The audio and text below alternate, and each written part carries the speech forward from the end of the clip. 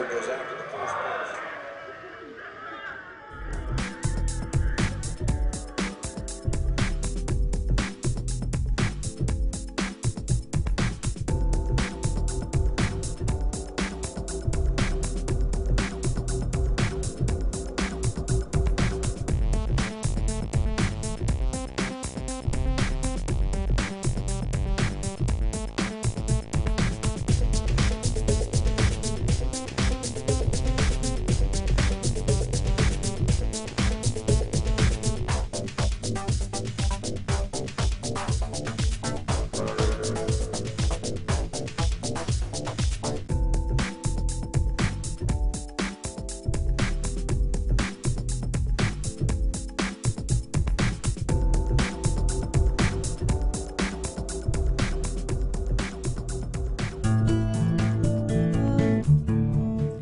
Maybe your first experience of putting money in the bank wasn't quite as heartwarming as this, but odds are, years later, you still refer to the balance showing on your bank account as being your money in the bank. But it isn't. If we have a deposit box at the bank, the valuables we put in it are still ours. We're just renting secure space to store them. In common usage, the word deposit means to set something down. But the use of the word deposit to refer to a bank account is misleading. A bank deposit is in reality a loan.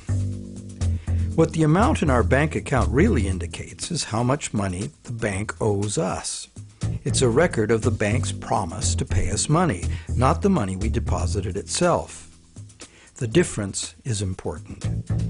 The truth is, when we hand the contents of our piggy bank to the bank teller, our money becomes the bank's money to do with as it pleases. All of the money in the bank is the bank's money. None of it is ours. That's why the bank pays us interest. We have loaned the bank our money. This may seem to be a semantic distinction. We know we can go to the bank at any time and take our money out in cash if we want to. But the distinction is not semantic, nor is it trivial. The distinction is crucial.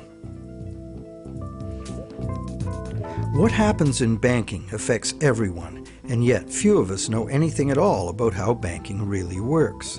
The entire world economy now runs on a system of credit provided by banks, and when that credit system breaks down, everyone suffers.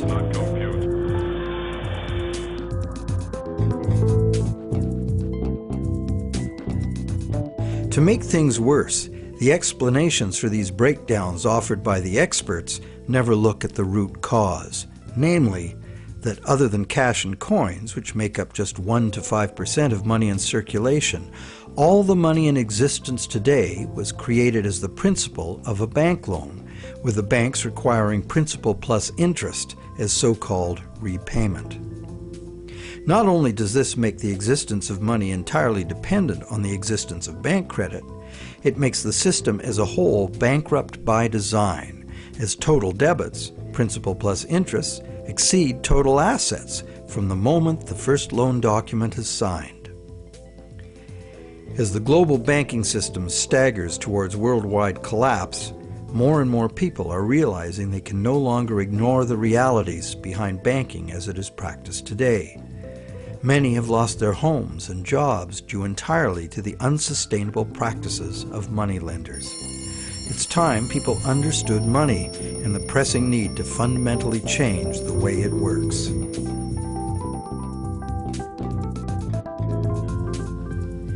Clarifying what the words used in banking really mean is the first step. Now that we know that a deposit is, in truth, a loan to a bank, the next question is, what is a loan that we take out from a bank? When we sign for a loan, we give the bank a pledge to pay the amount of the loan plus interest. In return, the bank credits our account in the same amount as this so-called loan. While we speak of the bank as having put the loan money into our account, in reality, the only thing the bank puts into our account is its promise to pay the money. What has actually happened is an exchange of promises. Neither party has delivered anything to the other except matching pledges of debt. So who is the borrower and who is the lender? The terms loan, lender, and borrower are all misleading. The truth is that the two parties have traded promises to pay and in the process created something called bank credit or checkbook money that can be legally spent as money. Bank credit can be spent because we, in our innocence, notice that each time we deposit into our account, it increases our balance by the same amount. In fact, unless we put something in, our account will be empty. Thus, it's a natural assumption that money in an account is money someone put in. The account is a promise to pay, not the money itself. In fact, a promise always indicates the absence of the item promised. Otherwise, why does it need to be promised? Now, because all bank accounts are just promises to pay, the bank and the borrower can simply exchange promises and, in the flash of a few keystrokes, a positive balance appears in the borrower's bank account without anyone putting existing money in. Now you know the real source of what we call a bank loan.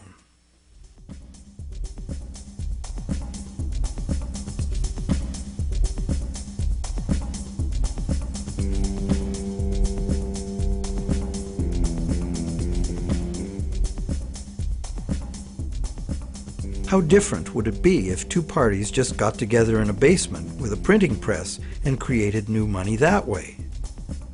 We intuitively understand the act of fraud called counterfeiting. In printing fake $100 bills, the counterfeiters also create new money out of thin air. Money gives us the ability to purchase the real goods and services of the world. It's clear that the counterfeiters have created new ability to purchase real goods and services without giving anything in exchange except a fancy piece of paper. Counterfeiters get something for nothing directly at the expense of whoever gets caught with their counterfeit money. And if the counterfeit money is not discovered, it dilutes the money supply, stealing from everyone. Counterfeiting is a serious crime, and it is easy to understand why. It's cheating on a basic social agreement, thou shalt not steal. But taking a loan from a bank also creates new purchasing power. However, instead of being considered a form of theft, it is the very basis of our monetary system.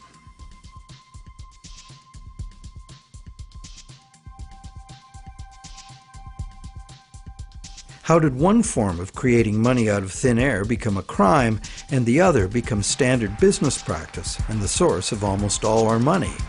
For this is what has happened. To understand how, we need to look at the history of the laws governing commerce. But before that, we need to understand the logic of the loan process itself.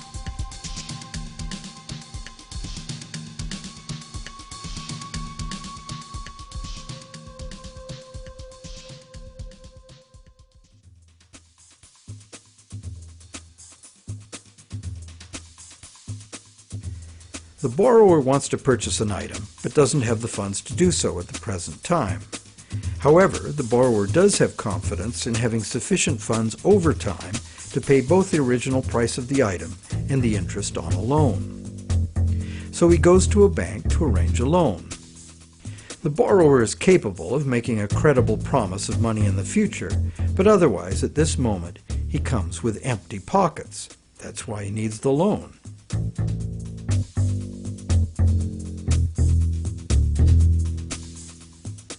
We're probably all familiar with what happens next.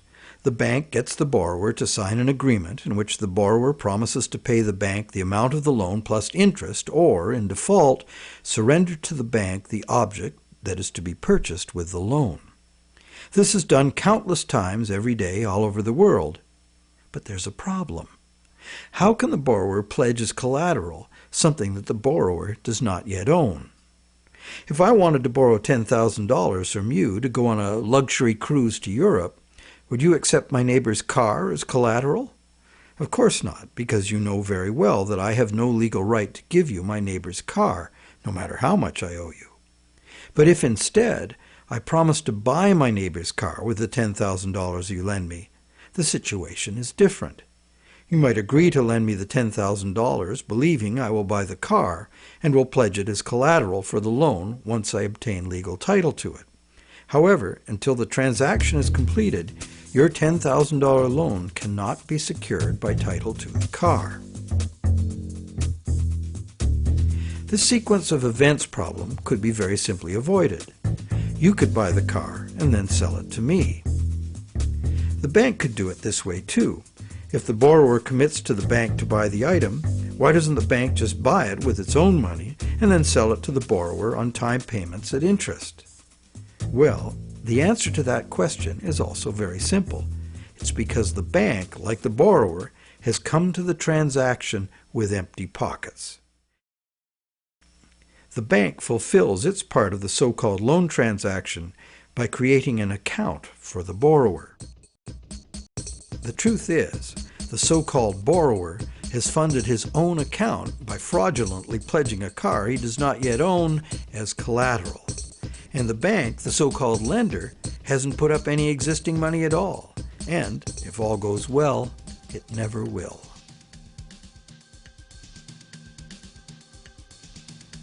The borrower believes the new numbers in his account now represent his money in the bank. He, like the rest of us, doesn't understand the difference between existing money and a promise of money. If you can spend it, what does it matter? So now the question is, will the seller of the item accept the bank's promise to pay? While some people may hold out for cash, most will say yes to a check or an electronic funds transfer from the buyer's bank. Why? Because the seller knows from experience that she can deposit the check at her bank and it will increase her account accordingly. So what happens next?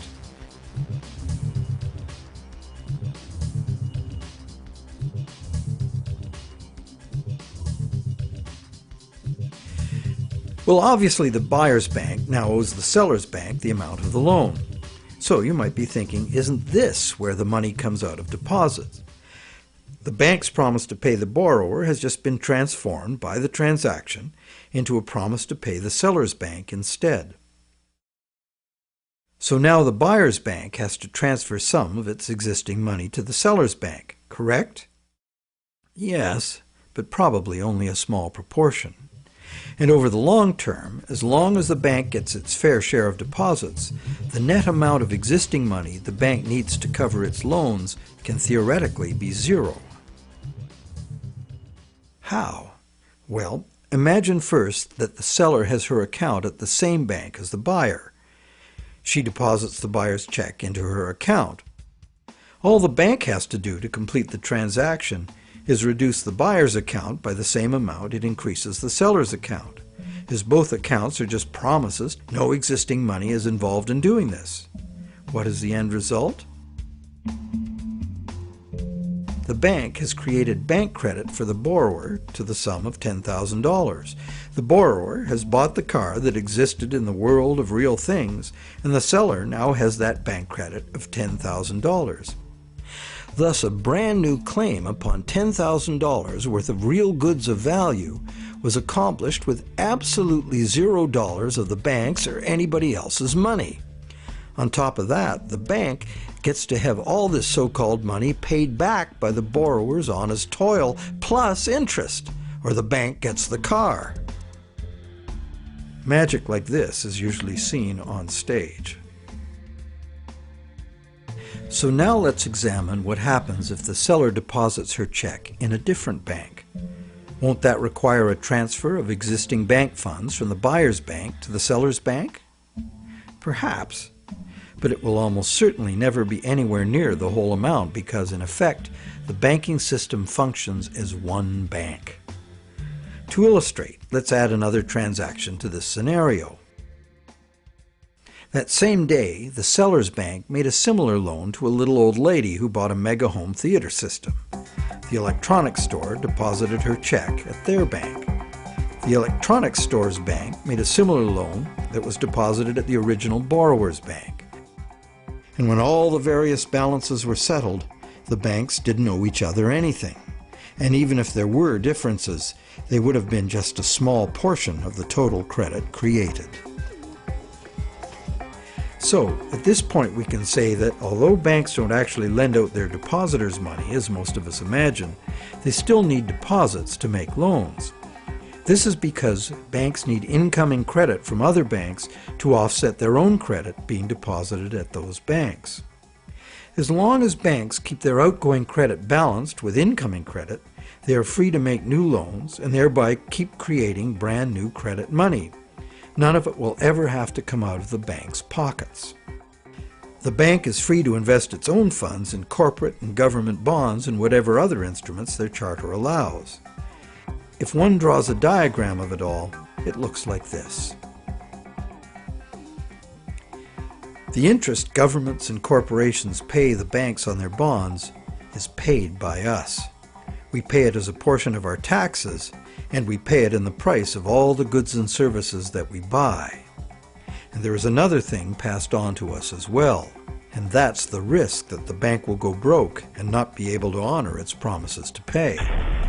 Now you may wonder, how can a bank go broke if it doesn't put any money up in the first place? What have they got to lose? The answer to that question is that banks differ from counterfeiters in that the banks are legally allowed to create new money, but only by certain rules of accounting. Banks can only create money by entering a borrower's payments and collateral as an asset on the positive side of the ledger, balanced on the negative side by the loan, or what the banks call the deposit liability created by the bank. When the borrower defaults on the payments, the asset pledged as collateral is seized by the bank and sold. In a declining market, when repossession is most common, the new lower value of the asset doesn't cover the bank's liabilities, which were based on the previous higher value. This shows up as a loss on the bank's books. When foreclosures are rampant, as in a collapsing real estate market, much of the value of the bank's collateral simply evaporates as home prices drop, exposing the bank to huge losses. In truth, it's all just numbers, created out of thin air. But banks must adhere to the dictates of these numbers, and the consequences of bank arithmetic gone wrong can include economic standstill, social disintegration, total financial chaos, lawlessness, starvation, and war.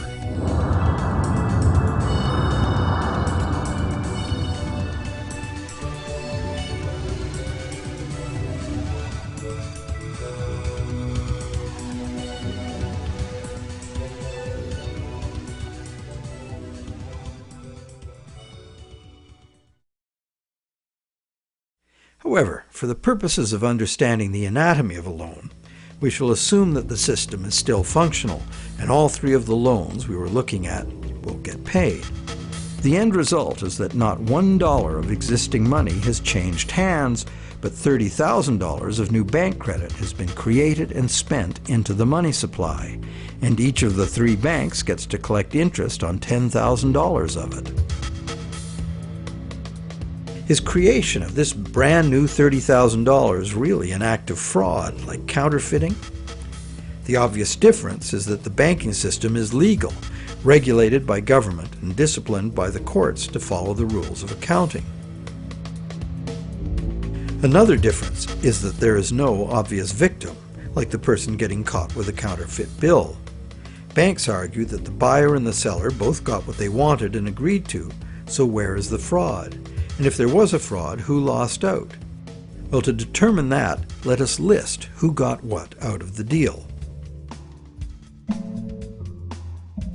The borrower got the item he desired on terms he willingly agreed to.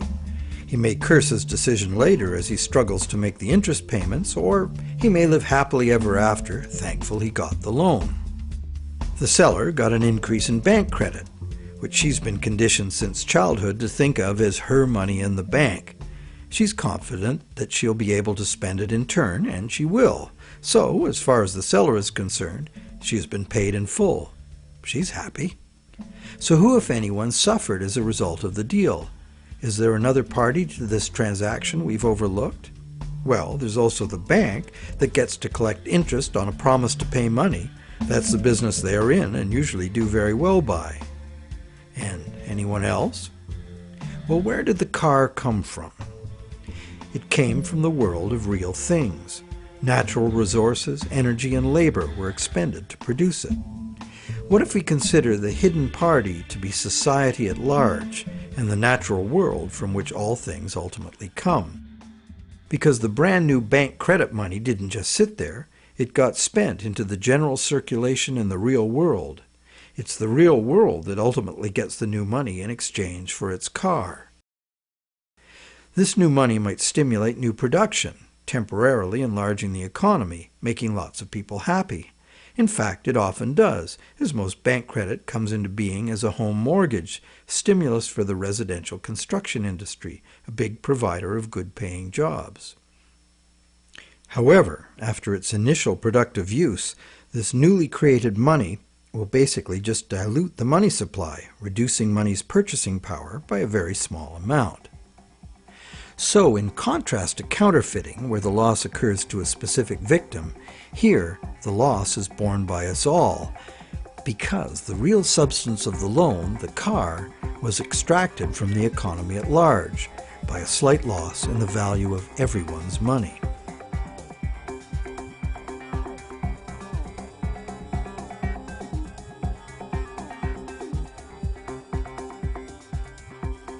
To continue our comparison of bank credit with counterfeiting, counterfeit cash eventually gets detected and removed from circulation, causing a direct loss to whoever accepted it.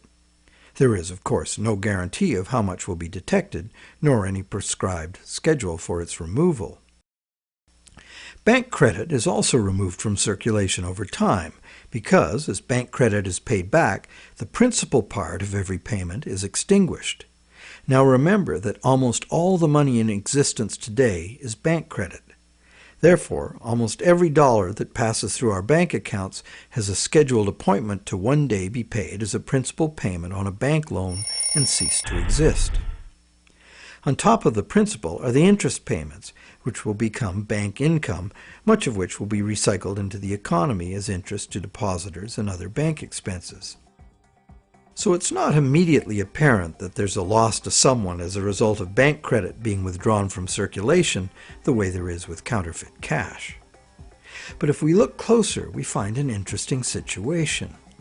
We don't need anything more than fundamental arithmetic to understand the power that lies in controlling the money supply and why, as currently designed, total debt must constantly expand or the system collapses. Whenever the rate of debt money creation falls behind the rate of debt money destruction, the total amount of money in use will shrink.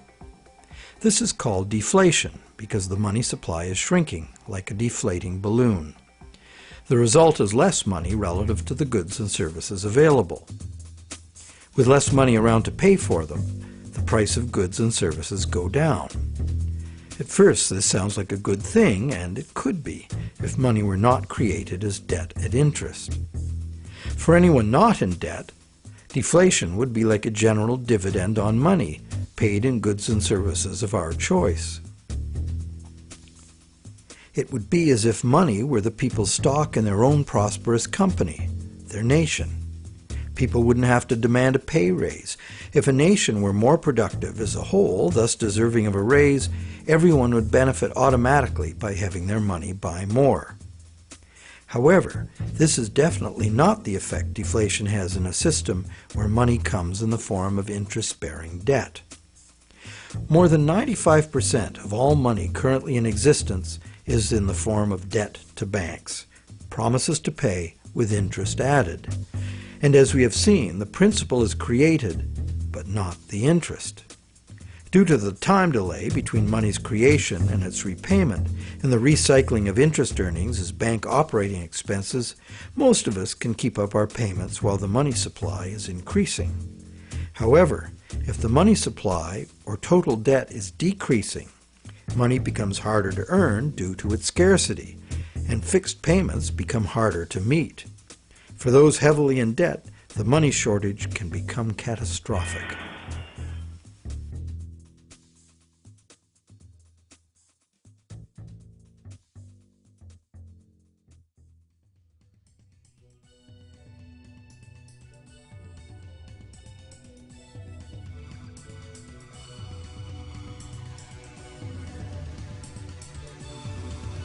Unfortunately, the psychological effects of falling wages and prices rapidly accelerate the process, as borrowers, including large businesses, lose confidence in being able to repay loans, so that they don't sign up for any. And without new loans to replace old loans, the money shortage rapidly gets worse, resulting in a decrease in jobs and purchasing power, even in the midst of abundant resources and productive capacity. This dismal spiraling math makes mass foreclosures inevitable. Prices plummet as no one wants to spend their money. Shrinking values destroy the value of loan collateral, causing banks to write off huge losses. Some even close their doors. Consumer and business confidence is lost. Rampant economic and social dysfunction follows.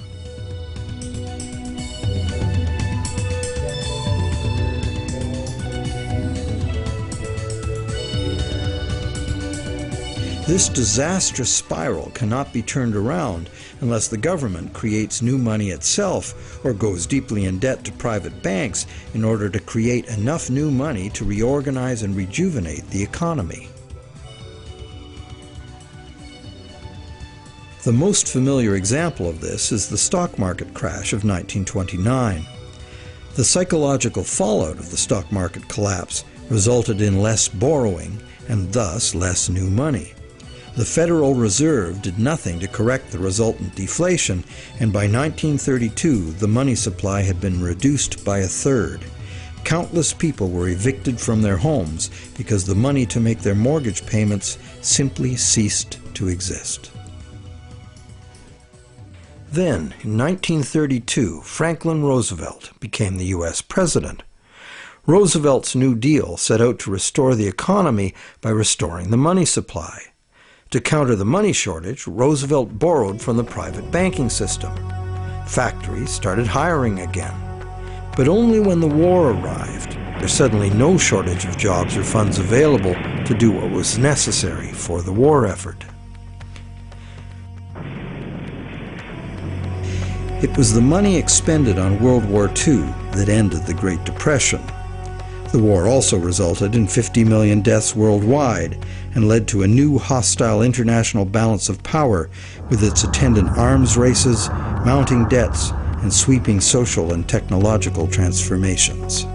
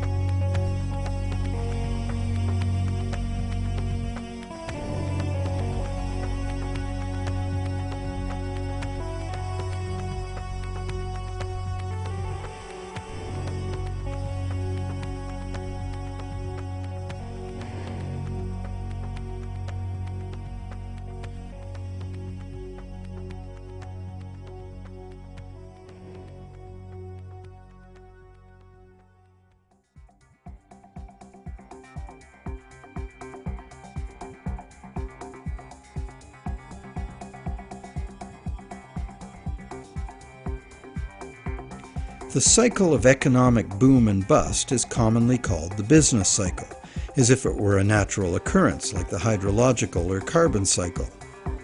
These natural cycles are ultimately driven by the sun. But what is it that drives the business cycle? One answer is the supply of money. And, as we have seen, the supply of money is dependent on loans. So let's look at what happens during the lifetime of an individual loan. We've seen how bank credit is nothing more than the bank's promise to pay, which the bank has created on its books to balance the borrower's promise to pay that it has received. The bank's promise to pay is usually spent on some real good or service and allowed to circulate, making the efficient exchange of goods and services easier to accomplish. As a medium of exchange, today's promise to pay money is unsurpassed in its usefulness and flexibility. However, because no money is created to pay the interest, a seemingly impossible situation is created. On the face of it, if borrowers had to pay the interest they owe all at once, they would have to fight it out for a limited sum of existing money that was very much less than the total owed. The percentage that would be unable to pay off their loans would be simple to calculate. However, interest is usually paid over time, not all at once. If this interest income is recycled into the general economy as spending, it can be available to be earned repeatedly. Once we understand this, the question of whether interest is actually unpayable becomes more perplexing. Is there such a thing as a sustainable system of lending that does not produce mathematically inevitable defaults? In the Middle Ages, usury, meaning charging interest or any form of making gains solely from having money, was condemned as a sin. While the justification was moral, the reason was practical. In a fixed money supply like gold, anyone systematically rolling over all of their loan money at interest will soon end up with all the money. This problem was a big factor in the ruin of Rome. Private accumulations of gold forced the government to mint coins made of base metals instead of the real thing. Debased currency led to failing confidence and ultimate decline. The lesson was well learned. For the next 1,000 years, the Roman Catholic Church declared collecting interest on a loan to be a sin punishable by excommunication. In some countries, the penalty for practicing usury was death. Is charging interest really a sin? While today it seems very reasonable to charge for the use of money, there's a simple and unavoidable problem with doing so. Unless moneylenders spend every penny of interest they receive in such a way that the borrowers can earn it again, the borrowers are going to come up short regardless of their hard work and personal virtues. Someone will default simply as a result of the arithmetic. This is easy to picture where there's a fixed money supply like gold coin. As long as all of the coins taken in as interest are spent so that the borrowers can earn them, the same coins can be used to pay the interest over and over. The lender can profit by buying real things with this coin, but the coin itself must be spent, not lent nor removed from circulation. Leaving aside any moral considerations, this arrangement would be sustainable. However, if the interest coins are re-lent at interest or removed from circulation by hoarding, there will be an inherent shortage of coins with which to pay off the aggregate debt.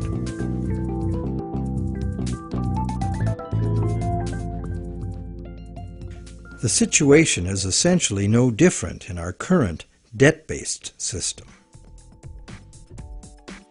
As we have seen, nowadays virtually every dollar comes into existence as debt, with a scheduled appointment to be extinguished as a principal payment on the loan that created it. Thus, for all borrowers to be able to make their payments of principal plus interest, two things must be true. The dollar created as the principal of the loan must be available to be earned by the borrower in order to make the principal payment that extinguishes that dollar. And every dollar the borrower pays to the bank as interest must also be available to be repeatedly earned by the borrower so that it can be paid as interest again and again. There is a common theory, undoubtedly popular with lenders, that because the banks spend their interest earnings as operating expenses, interest to depositors, and shareholders' dividends, there is in fact enough money released back into the community to make all payments. However, like the idea of absolute shortage, this is an oversimplification. Picture what happens if someone else, such as you or I or an institutional non-bank lender, obtains this dollar and then lends it out at interest. Well, now that same dollar is simultaneously owed to two lenders and has two simultaneous interest charges attached to it. In addition, if this dollar is loaned, repaid, and reloaned by the secondary lender, it is not available to pay off the principal of the loan that created it, except as another loan. So, can we borrow from Peter to pay Paul and borrow from Paul to pay Peter? This gets interesting. We can. However, each time money is borrowed, there's an interest charge added that also must be paid. If all added interest charges can be earned, all payments can be made. On this basis, many economists and defenders of the current system claim there can never be a shortage of money and all payments can be made. But this seems to be a false assurance. For instance, if secondary lenders capture some of the money needed to retire the loan that created that money, the original loan can never be retired. The deficiency will have to be borrowed over and over forever, each time at interest. Each deficiency will be cumulative, adding to an ever-building total of debt that can never be paid off. And it stands to reason that for each added interest charge in the system as a whole, something extra is demanded of the system as a whole to pay for it. This affects everyone, producers, governments, and consumers. For producers, that something extra must be raised through higher prices or more sales. However, competition for more sales usually requires lowering prices, necessitating even more sales, and leads to overproduction and saturation of the market. The end result can mean job losses, plant closures, and bankruptcies. For governments, that something extra is raised by increasing taxes. But increasing taxes drains money from the productive economy, resulting in a reduction in the collective ability to pay taxes, which then necessitates increased government borrowing and additional interest charges. For consumers, something extra can mean getting an additional job, or borrowing to pay past debts, or paying off debt over longer periods of time. However, competition for jobs tends to lower wages, and paying over longer periods of time adds enormously to the amount of interest owed. And of course, borrowing to pay off past debts is like trying to fill a hole with more hole. And that is the situation we find ourselves in today. Producers can't sell more because consumers can't afford to buy.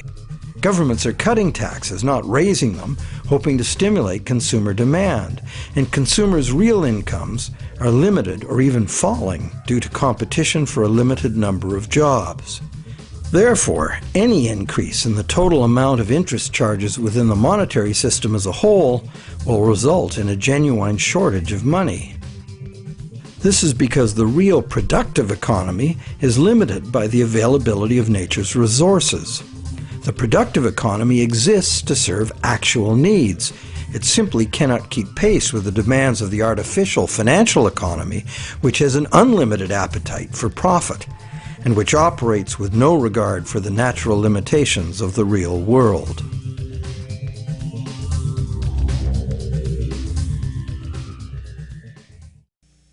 The theory that there's always enough money to pay the interest has a certain elegant simplicity.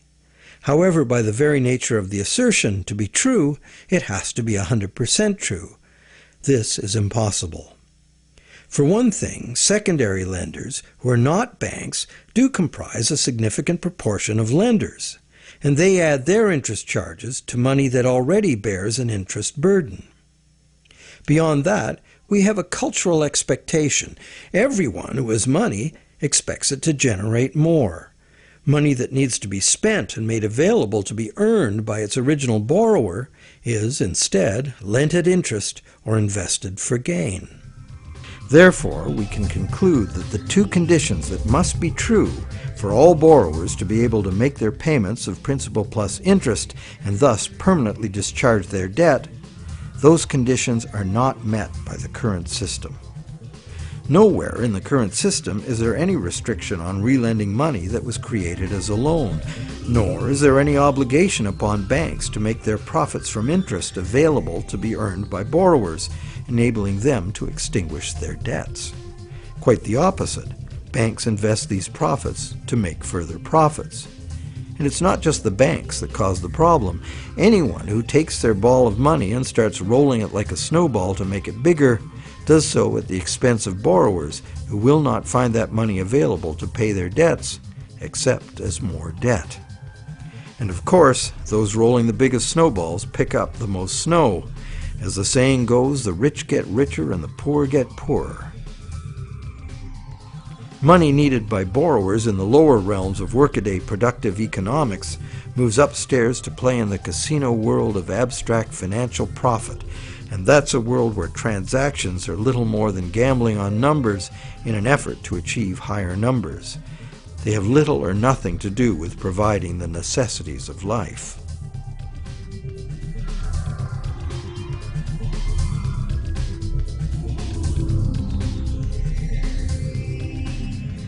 Today, the largest volume of money by far is changing hands in what is best described as the gambling economy.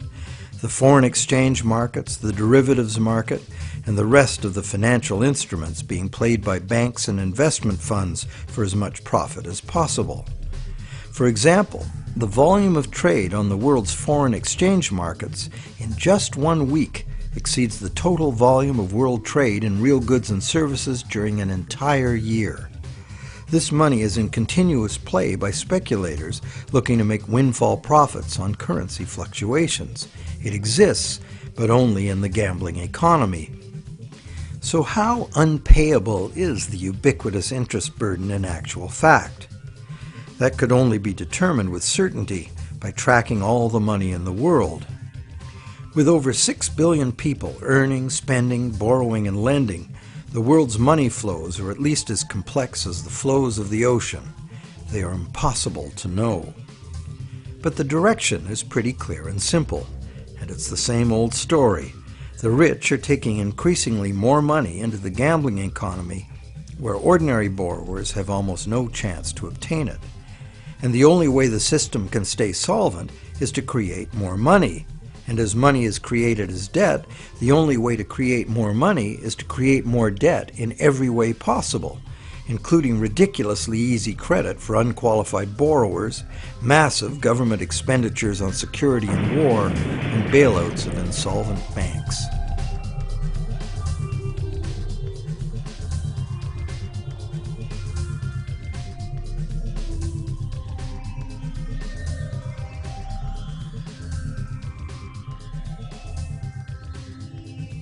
How does the individual loan cycle relate to the boom and bust phenomenon known as the business cycle?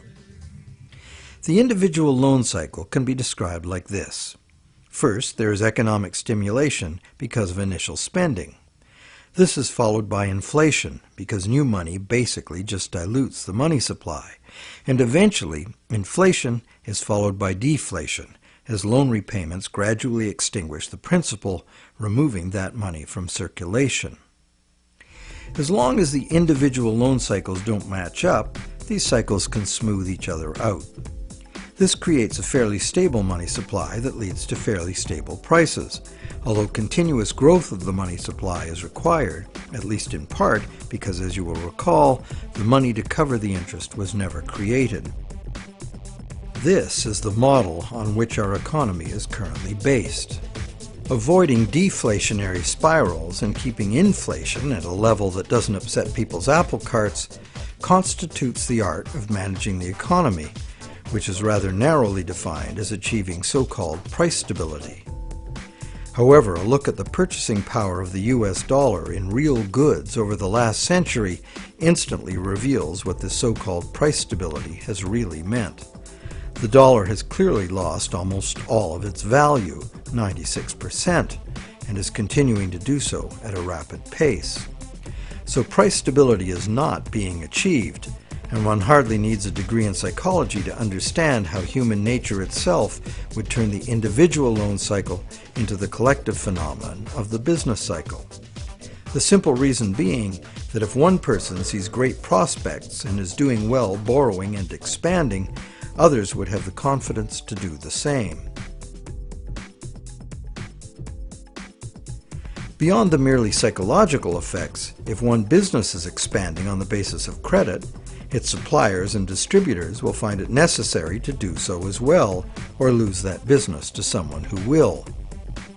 The same herd effect would occur for a gloomy outlook and accompanying credit contraction. Thus, it is entirely predictable that individual loan cycles would have a built-in propensity to line themselves up rather than be randomly distributed. And when they do, we see the larger scale cycle called the business cycle emerging directly from the cumulative effects of individual loan cycles. So, to sum up, one could say that out of the exchange of promises made by the bank and the borrower, society gets chronic inflation and a dependency on banks for increasing infusions of money to pay ultimately impossible interest payments. This results in an inescapable treadmill of accelerating debt and depreciating money, the only alternative being a deflationary collapse of the economy followed by social chaos or war. This eminently unhealthy situation filters down through society, wreaking harm on every level. We are like addicts, but the fix is not more and more heroin, it's more and more credit money. And eventually, our collective ability to borrow and repay so much credit becomes exhausted. This then creates the need for constant expansion of credit into new markets, in essence creating a fiscal imperative to drive everyone in the world further and further into debt forever. In the United States, this constant debt expansion has led to a total credit market debt in 2008 of more than $53 trillion, which is about 5 times the total annual income of the entire country. So is the world at large happy about its end of the loan transaction? Probably not. But the world at large has very little awareness of where these problems originate, the elusive system of counterfeiting and hidden control that is modern banking. And how about the banks? How have the banks fared as a result of this system? Well, first, by putting up only a small fraction of the money they ostensibly lend, the banks have obtained a river of income from interest payments on consumer loans and mortgages. Second, by using their credit powers to acquire large portfolios of corporate and government bonds, banks collectively appropriate control over government and industry. And thirdly, due to the inevitable defaults and foreclosures, the banks gain legal title to a lot of real property the world over. And finally, if the worst happens, if borrowers default en masse, causing the banks large losses, the government is forced to rescue the banks with multi-billion-dollar bailouts to save the financial system. And what are these bailouts financed with? You guessed it, more taxpayer debt. It is really quite an achievement to pull this off, and without most of the victims even being aware of it. If you're now thinking there ought to be a law, well, there is. There's a whole body of law that makes all of this legal. So how did a system like this ever become the law? To answer that, we go back to England in the mid-17th century.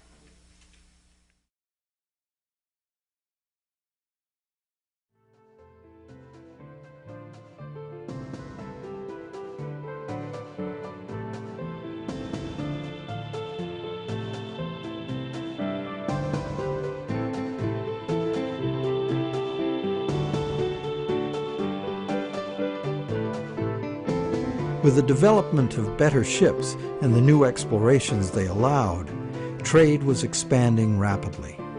In order to carry out commerce, especially over great distances and lengths of time, written contracts were becoming more and more important and more sophisticated. Under English common law, it had long been established that a contract could only be enforced if something of real substance had changed hands.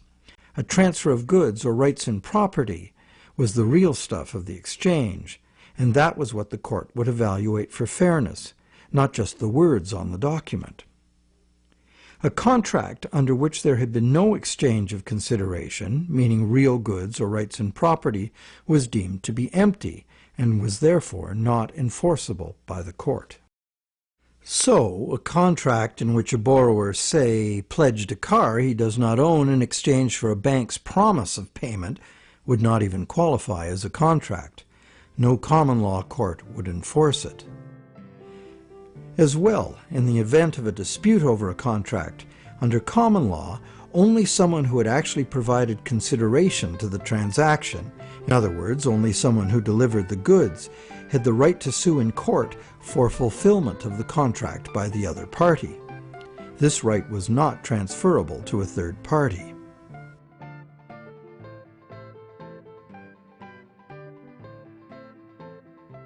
When early traders went off personally on expeditions with trade goods, they bought those goods at home with their local currency and would sell them for foreign currency in the distant destination.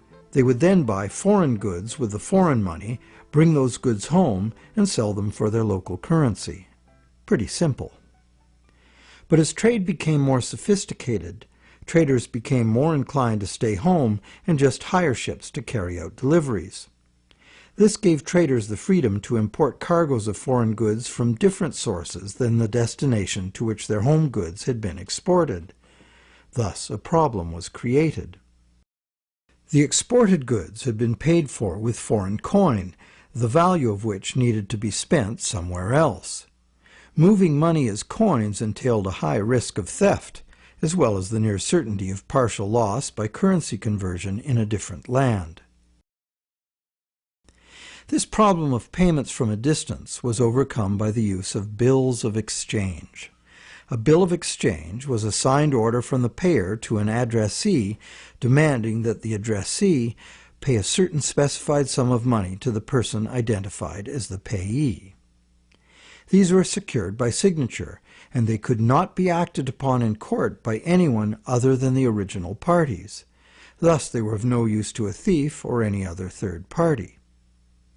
You probably recognize that these were the precursors of checks. I, the payer, instruct the bank, the addressee, to pay the payee, a person named on the check, a certain sum of money. This was all well and good for transactions among parties who were known to each other. The bill of exchange was used merely as a way to order payment in coin at a distant location. But merchants soon wanted more flexibility. They wanted to be able to use bills of exchange to reconcile payments amongst many merchants in many locations, using bills of exchange like money itself. For this to work, bills of exchange had to be assignable to and enforceable by third parties. As we shall see, this was the moment in legal history that gave sanction to the banking system we have today. A third party, who might have honestly purchased a bill of exchange several steps removed from the original exchange, could not be expected, nor would he have the right, to show up in a common law court and defend the validity of the contract and collect on it. This made third-party bills of exchange an unacceptable risk. So, in order to be able to use bills of exchange as a convenient and guaranteed third-party payment system, essentially equivalent to money, the common law practice had to be set aside regarding bills of exchange. In England, by a series of legal decisions from 1664 to 1699, this problem for commerce was remedied by making bills of exchange enforceable by third parties. If a third party had purchased a bill for valuable consideration and in good faith, having no apparent reason to suspect fraud or some deficiency in the right of the seller to sell it, then the bill automatically became good and enforceable by the court against the signer. What did this change mean? It meant, essentially, that any bill of exchange would be considered legitimate once it was sold. Bills of exchange and all other subsequent types of signed promises to pay, with the notable exception of checks, became transferable and enforceable in court, just what the merchants wanted. Now debt contracts could be sold like things, and transacting business would be a whole lot easier. Not only that, it opened up a whole new market for profit seekers, trading in bills of exchange themselves. The marketing of debt was born.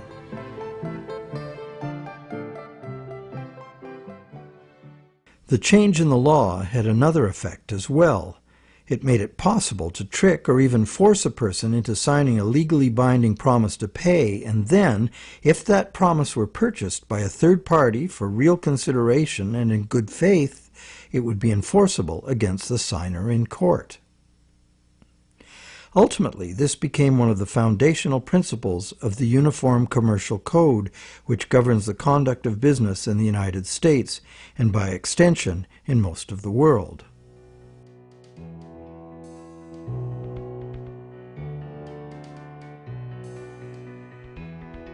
Think about it.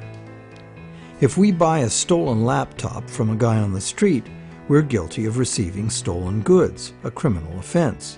Doesn't matter if we paid honest money and were unaware the goods were stolen. The court will restore the goods to the rightful owner. We, as purchasers, innocent or not, lose our money and may even be charged with a crime. But if we buy a loan contract from a banker and give him real value for it in good faith, it doesn't matter that the loan contract may have come into existence under false pretenses. Whoever signed it is required by commercial contract law to pay up, and the courts will enforce the obligation. Today, debt contracts come in a myriad of forms, including and especially loans and mortgages. It's significant to note that just as these common law restrictions were being removed, the brand new Bank of England was being established. The first bank state-authorized to create money out of thin air. The new laws fit in perfectly, making the new bank's empty contracts enforceable against the so-called borrower.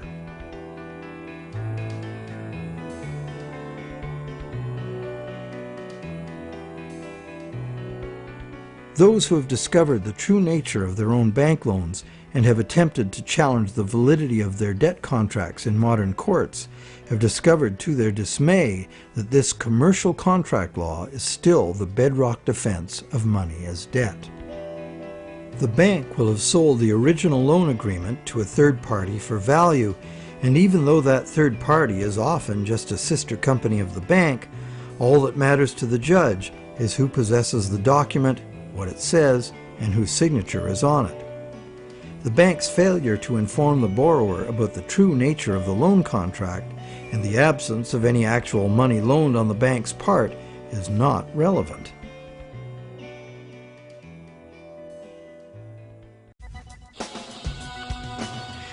So, to conclude our investigation, it appears that modern banking practice rests on several distinct violations of common law, common sense, and natural justice. The first violation is the fraud the borrower commits by pledging as collateral property the borrower does not yet own. And the bank is complicit, as it knowingly accepts the fraudulent pledge as backing for the credit it creates. The second violation is the failure of the bank to disclose the true nature of the contract. The bank calls it a loan, leading the borrower to believe that he or she is receiving a loan of existing money. But the bank knows full well it has provided only a brand new promise to pay, simply typed in on a computer screen. A promise that the bank knows it will probably never have to fulfill. Thirdly, the loan agreement should be invalid because impossible contracts are legally invalid. The bank is creating an impossible contract because the conditions required to guarantee that the borrowers have the opportunity to pay off the principal plus interest are not met. Unless the system enforces 100% recycling of both principal and interest, which it emphatically does not, some borrowers are going to default and lose their collateral simply due to the systemic shortage of money. The fourth violation is the violation of natural law by the law of contracts, which confers automatic legitimacy of title on any contract if the contract is sold to a third party for valuable consideration. This violates the principle that one cannot give better title to something than one has. But perhaps the biggest fraud of all is that most of the people who produce the real wealth of the world are in debt and at risk of losing everything they have worked for to bankers who fabricate money out of mere promises to pay. And where does this leave us? We are hostages in an economy that must grow faster and faster to keep up with an ever-growing money supply, or the entire system collapses in ruin. The money system as currently structured refuses to recognize that the real economy is limited by the capacity of the planet to provide the raw materials and waste disposal services the economy needs. The planet is finite, and therefore it should be obvious that the economy cannot grow at an accelerating pace forever.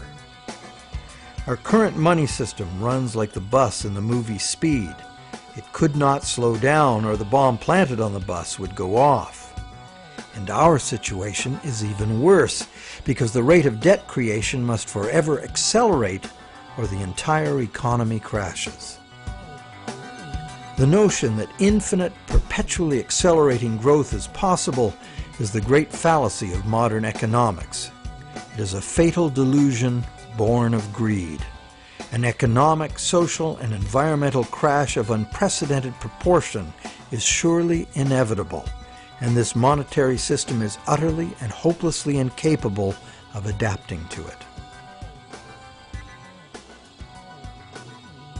No wonder monetary reformers around the world insist that the entire monetary system needs to be rebuilt from the ground up.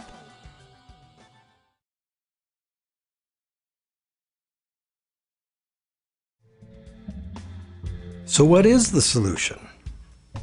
One idea many people suggest is to return to the days when money was backed by gold. Gold, they argue, is the true money because it's inherently valuable. The underlying principle here is that money should be a commodity that is valuable due to its scarcity, as gold is scarce. As a general rule, those who hold this view of money also believe that money should exist independent of government. Another school of thought, diametrically opposite, is that the creation of money should be the exclusive prerogative of governments. Government, which represents all the people, should spend money into existence in the public interest, thus backing the currency with what it was spent on.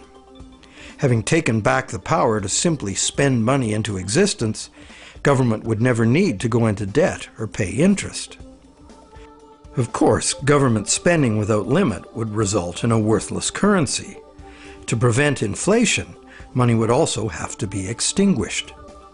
This could be accomplished using a wide variety of taxes, resource royalties, and user fees.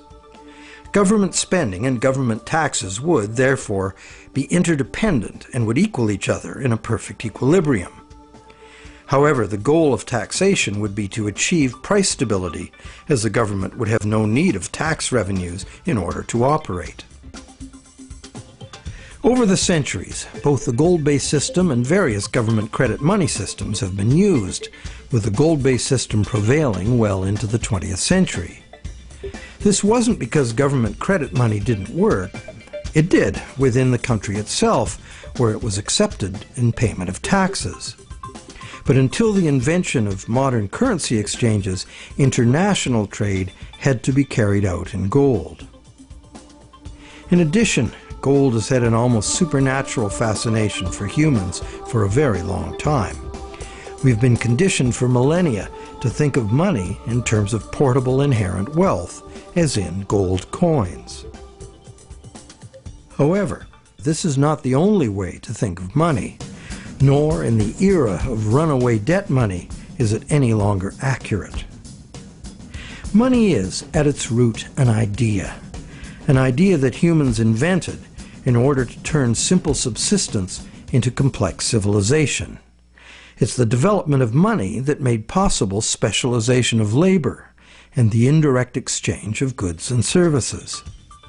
Throughout money's evolution, from direct barter to standard trade goods, and on to standard coins, to paper promises of precious metal, to digital promises of paper cash, and now to digital promises to pay digital promises. Throughout this long evolution, the prevailing idea has always been to achieve greater flexibility by using convenient and secure promises to pay instead of money itself. The problem with promise-to-pay money has always been that it provides a golden opportunity to cheat, to create more promises than there is real stuff to back those promises up. But is there a way to make the exchange of actual money just as convenient and secure as the promise-to-pay system? Now there is. Digital money, convenient and secure, is now a possibility because of new encryption technologies. It works like this. Imagine taking the serial number off a dollar bill and dispensing with the paper. What do you have? A digital dollar. A digital dollar that can now be electronically transferred around the world just as easily and securely as a promise-to-pay dollar.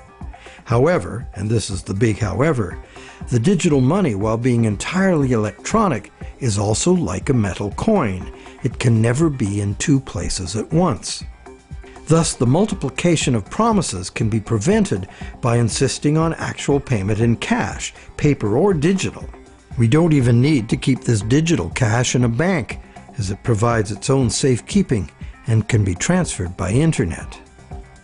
And instantly transferable digital money could perform intelligent functions far beyond anything money has been capable of before. For instance, with simple math programmed in, money could be made to calculate its own value, eliminating human speculation, manipulation, and error. Wouldn't that be something? In the meantime, efforts are already underway to reform the monetary system through legislation. Initiatives like the Monetary Reform Act and the American Monetary Institute's Monetary Act have already been written, prescribing in detail how to return the power to create money exclusively to government, and thus limit banks to lending existing money, just the way most people imagine it works now. While differing in detail, all such reform proposals in whatever country they originate always advance the same simple idea. The benefits of money creation belong to the public. At present, money is created not for the benefit of society, but for the profit of private banks. Banks like to create enormous amounts of money from our debt because the more we borrow into existence, the more interest the bank gets to collect, and the richer the bank becomes. In the process, the banks gain more control over everyone, individuals, industry, and government alike.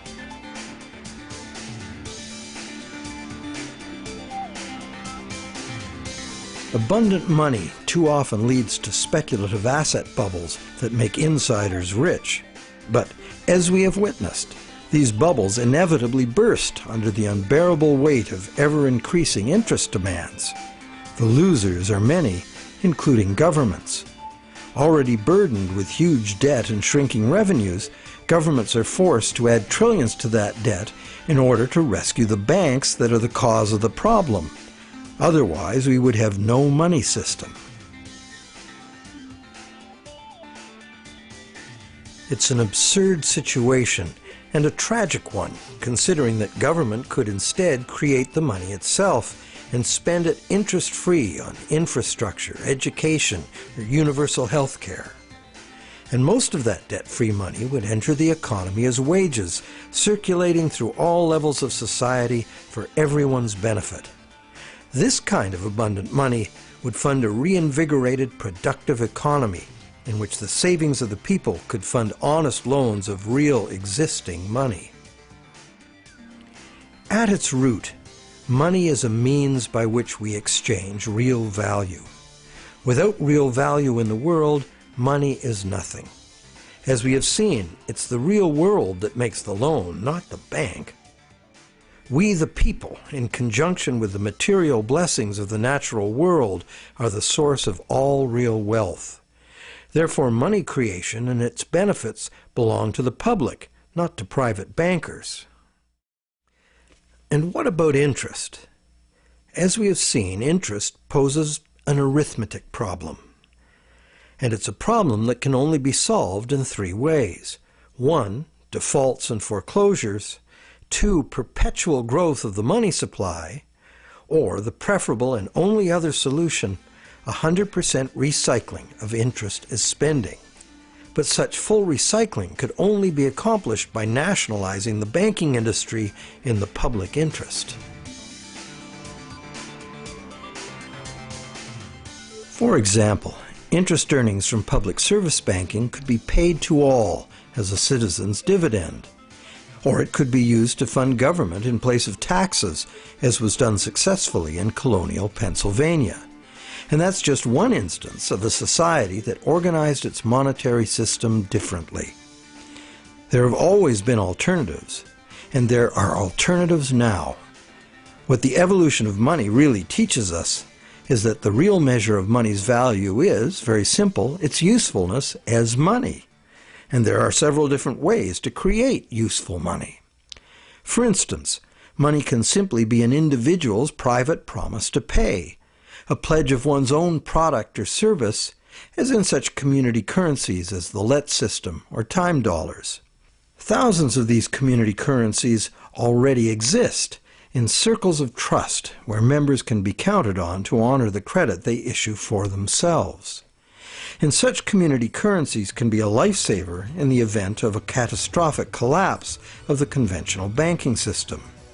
When money shortages or hyperinflation disrupt trade and bring economic standstill, a working community currency can sustain a local economy. Are such proposals radical? You bet. But there are unprecedented challenges before us. No longer can exponential growth allow us to sustain a monumental debt that must ever increase to prevent the house of cards collapse of the whole system. Increasing wealth disparity, crushing debt, failing banks, and social and environmental catastrophes are what we face unless we radically change course. We must transform our monetary system to one that can adapt to a future we can now clearly foresee. To begin, we must examine monetary system designs that can deal with widespread economic shrinkage without inducing mass foreclosures and bankruptcies. But what can you do right now? Well, right now there are people and organizations around the world that understand the problems and the injustice of today's monetary system, and you can join them in their effort to bring about the fundamental changes we need. It's time to talk to our friends. A financial crisis is the ultimate teachable moment. When bankrupt banks have to be bailed out by the governments the banks were formerly lending to, the contradictions, the fraud, and the fatal flaws of the current system are laid bare for all to see. But the solutions are there to see too if we look. We cannot afford business as usual. Making adjustments to the current system will not save us. The changes we need to make are radical and dedicated to the good of all, not the profit and control of a few. To make these changes, we must leave behind our outmoded assumptions and misplaced faith. We must face the challenge of a complete transformation. Reality calls.